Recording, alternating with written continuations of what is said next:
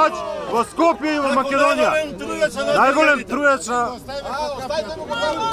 Јас би сакал да го примат и до година да го дадат нека друга компанија.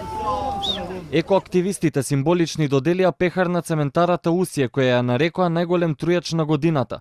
Гестот го направија пред влезот во фабриката, кој беше блокиран и побараа целосна забрана на увоз на отпад кој се користи како гориво.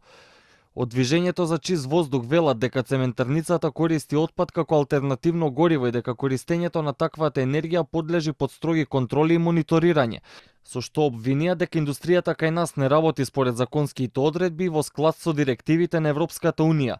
Ние не се повикуваме или ние не измислуваме податоци, ние се повикуваме на податоци на овој европски ревизор кој што нотира дека големите инсталации во Република Македонија не ги доставуваат извештаите како што треба, дека не постои автоматски мониторинг систем за загадување и така натака. Значи, ние не вадиме информации од наш ракав или од рекла казала. Ова се информации кои што потекнуваат од тела кои што се занимаваат професионално со оваа проблематика. На протестот се појави и директорот Борис Хрисафов со уште неколку представници на цементарата, кои се обидуваа да објаснат дека работат во чекор со европските стандарди, со што демонстрантите им возвратија дека се убијци барајќи да се стави катанец на фабриката. Драго ми што вие сите овдека сте се собрале да се борите за едно единствено нешто кое ние го сакаме и нешто за кое што исто така и ние се бориме и се трудиме да бидеме најдобри што можеме. Компанија која редовно ги следи, компанија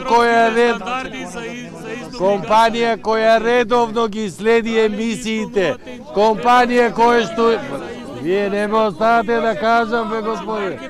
Па не оставате да кажеме.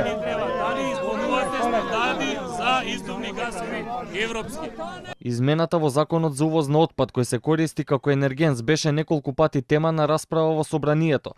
Денеска е ставена на дневен ред и по неколку неделно пролонгирање се очекува да биде изгласана.